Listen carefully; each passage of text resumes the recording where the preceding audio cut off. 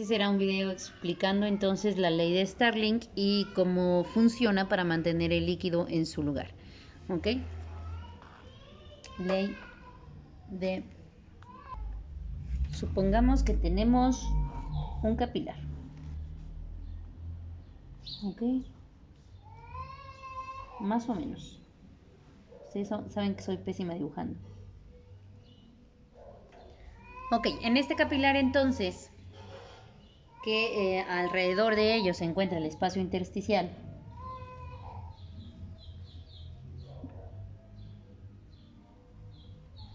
y obviamente adentro, pues, bueno, este es como tal el capilar. ¿Ok? La ley de Starling, que ya no lo escribí, tiene 4 presiones que mantienen esta situación.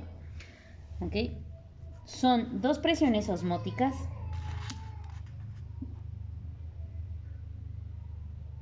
o como lo vieron en la imagen de síndrome nefrótico,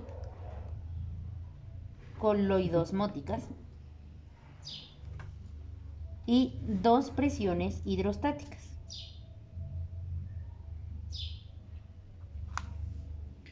Osmo,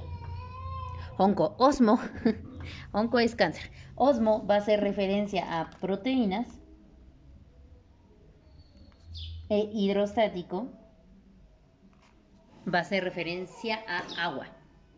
Entonces, estas 4 presiones van a tener un lugar en específico. La primera, presión hidrostática capilar, ¿ok? Que la vamos a representar con una P y una C, la cual va a estar generada por una presión de agua que tiene tendencia a la filtración, quiere decir que puede salir, ¿ok? Entonces, imaginen ustedes que tuvieran como una botella de agua, un vaso de agua en el que tienen adentro de él agua. Y entonces ese es... sí, ya me acordé, se me fue el avión.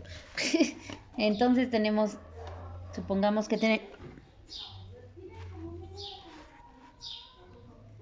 tenemos entonces un vasito con agua, ¿no? Entonces, la presión hidrostática sería aquella que el agua mantiene en las paredes de los vasos, sanguíneos, en esta ocasión en la pared del vaso.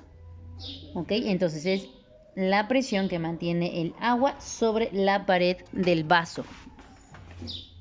Tenemos también adentro del capilar la presión oncótica capilar, la cual es la presión que ejerce las proteínas, principalmente la albúmina, sobre su medio acuoso, sobre los osmoles, por eso es osmótica, ¿ok? Que está hecha a base de proteínas, pero son los osmoles en este medio de agua.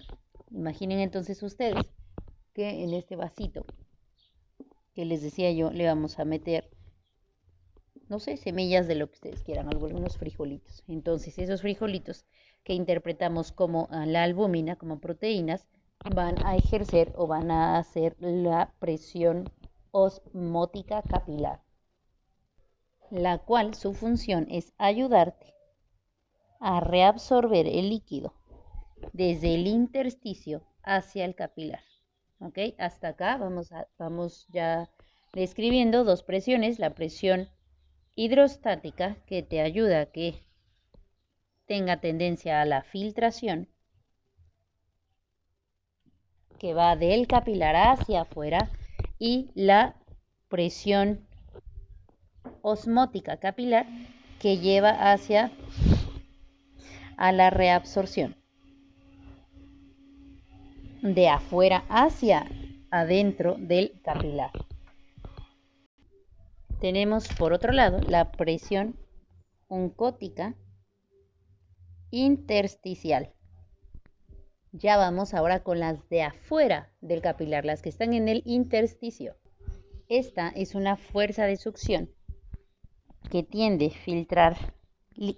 a filtrar líquido desde el plasma hacia el intersticio, que permite que absorba, digamos que saque el líquido desde adentro del capilar hacia afuera, presencia de proteínas.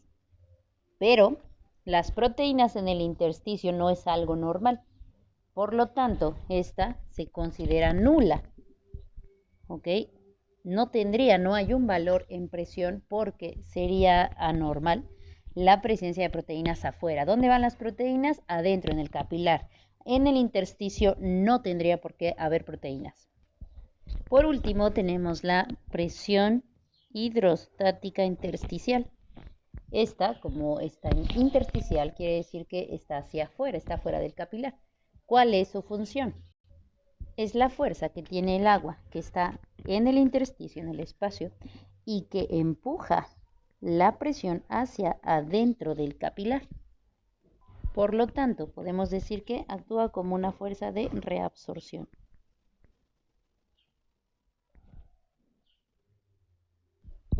Volvamos entonces a nuestro vasito. Esto es el capilar, es un vasito, incluso un frasquito de Gerber, imagínenselo así, con agua. ¿Ok? Esto es el capilar, pero hablamos también de un espacio intersticial. Supongan entonces, imaginen, que a ese frasquito de Gerber lo sumergimos en un frasco más grande, en una jarra, la cubeta, lo que ustedes quieran. Pero en esa cubeta también hay agua. ¿Ok? Esto sería interpretado como el intersticio. Y acuérdense que estas bolitas que dibujamos eran la presión osmótica capilar. Entonces, afuera de este frasquito también hay agua, por lo tanto hay una presión hidrostática intersticial. Y también, aunque no es normal, pudiera también existir proteínas, ¿ok? En el espacio intersticial. Y estas proteínas son, o esta presión manejada sería la oncótica intersticial por proteínas que no tendrían por qué existir. Bien, si se dan cuenta entonces, tenemos 4 presiones, 2 de ellas se encargan de reabsorber, de meter el líquido de afuera hacia el capilar. Tenemos presión osmótica capilar y presión hidrostática intersticial. Y las otras 2 se encargan de lo contrario, de hacer una filtración, de que el agua vaya de adentro del capilar hacia el intersticio, de las cuales tenemos presión capilar, hidrostática capilar y presión intersticial, presión osmótica intersticial. ¿Ok? 2 van hacia adentro y 2 hacia afuera. Entonces, estas presiones están en constante lucha, digámoslo así. Bueno, no lucha, están en constante balance. Si alguna de estas presiones suele disminuir o al contrario suele aumentar, va a hacer ganarle a la otra presión, lo que provoque o que filtre de más o que reabsorba de más. Que cuando estamos hablando de que existe una filtración, cuando el agua del capilar se sale hacia el espacio intersticial, en este caso, así por ejemplo, entonces si la cubeta fuera un material flexible, entonces al momento de haber muchísima más agua, entonces se va el espacio intersticial a llenar de líquido. Entonces aquí que se ha salido, se ha desbordado todo el agua, entonces desde el capilar hacia el intersticio, entonces intersticio pierde su forma y se llena de líquido. ¿Ok? Todo esto sería líquido y esto aquí se considera como el edema. Eso sería el edema. Ahora hay un punto clave aquí. ¿Por qué habría edema en un paciente renal? El edema, la patología renal no es la única. Tenemos patología hepática que te da edema, patología cardíaca que te provoca edema o tiene como consecuencia edema. También una patología renal. Pero, ¿por qué? ¿Qué es lo que ocurre? Recuerden en los 2 temas anteriores, tanto síndrome nefrótico como glomerulonefritis, específicamente dijimos que había una salida, una excreción, proteinuria. ¿Ok? Las proteínas que no tienen por qué, pero están saliendo por la orina. Se está perdiendo proteína. ¿Ok? Vamos a este esquema. Tengo una presión llamada osmótica o coloidosmótica que está a base de proteína, principalmente albúmina, pero en síndrome nefrótico hay hipoalbuminemia. Quiere decir que no hay albúmina. Se está perdiendo. ¿Sí? La presión osmótica ayuda a reabsorber el líquido del espacio intersticial hacia dentro del capilar. Pero no hay presión osmótica capilar. ¿Por qué? Porque no hay albúmina.